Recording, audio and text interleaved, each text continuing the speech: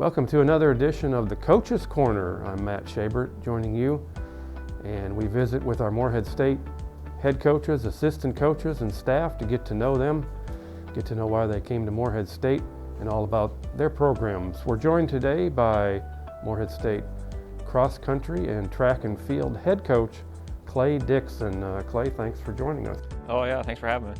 So originally from Winchester, Kentucky, just down the road, so not too far from here.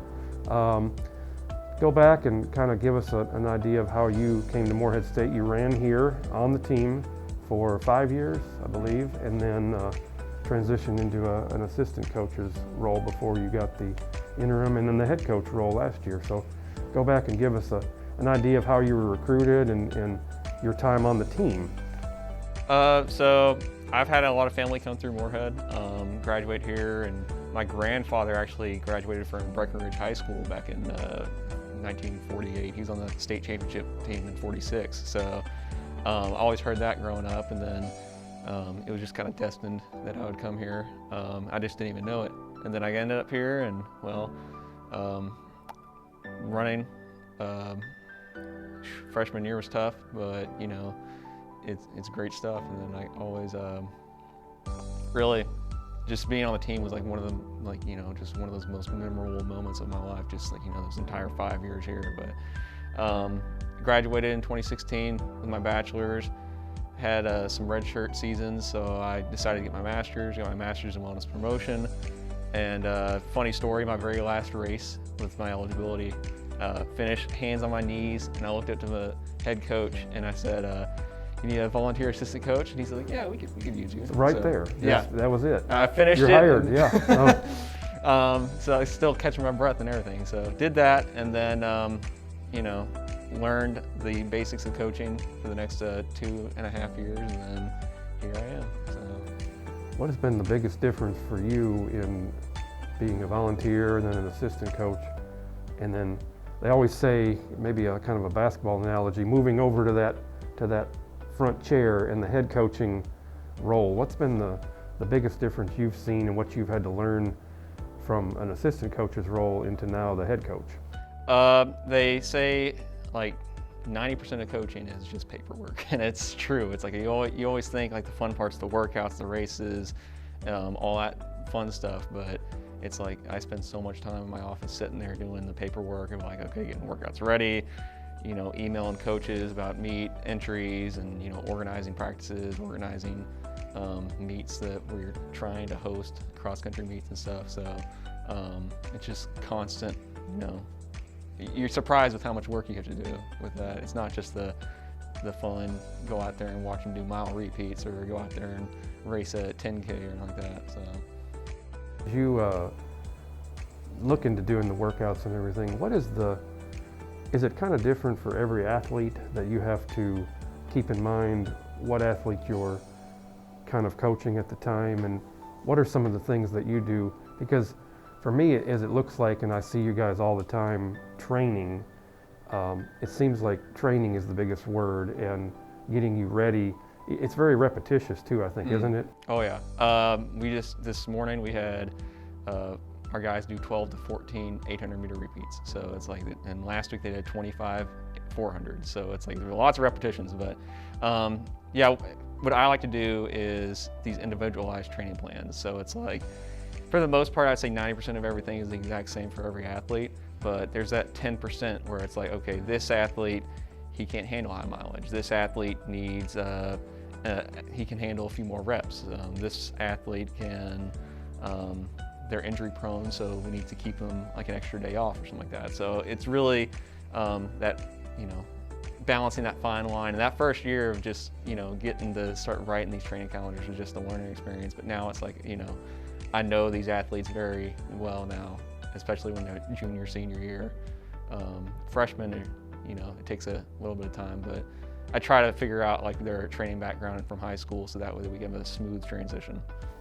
Now you run yourself obviously still. I even interrupted Clay's workout to ask him to come do this interview this week, but tell me about how you continue to stay in shape and what you do to, how many miles you run a week yourself? That varies miles per week. It's like last fall I was able to get like, up to 70, but right now just trying to, I'm running like 3 different practices a day. I'm getting like 30, 40 miles, but I think that post-collegiate experience that I had from like finishing college to, I had like 2.5, 3 years where I just was able to train myself. And it's like that kind of had the opportunity to experiment, like, okay, maybe I should try this, learn a few mistakes.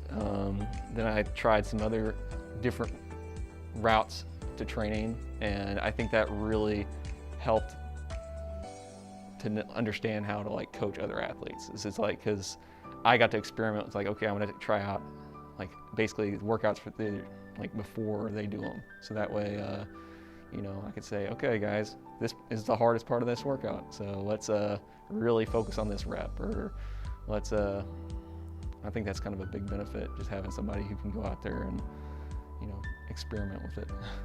This is one of the best areas, and you've got to experience that as an athlete and now as a coach.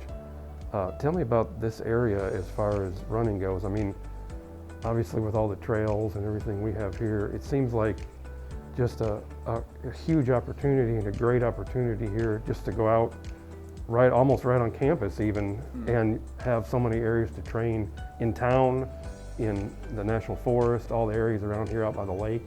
So tell me about that and what that does for your program to have all those opportunities. It's phenomenal just having, today we went out to the fish hatchery, flat gravel roads, just, we got tons of room out there. And then last week we were out at a park just a little over a mile away. And it's just, great areas that are close and some that you drive 10, 15 minutes away. And then just tons and tons of trails, and it's like the kids love that. And it's just great for, as a runner and as a coach, you're just like, yes, I got something cool to really secretly train them with. So, but no, they seem to really enjoy all those trails and stuff. And you always got that person who complains like, oh man, hills today, coach? Like, yeah.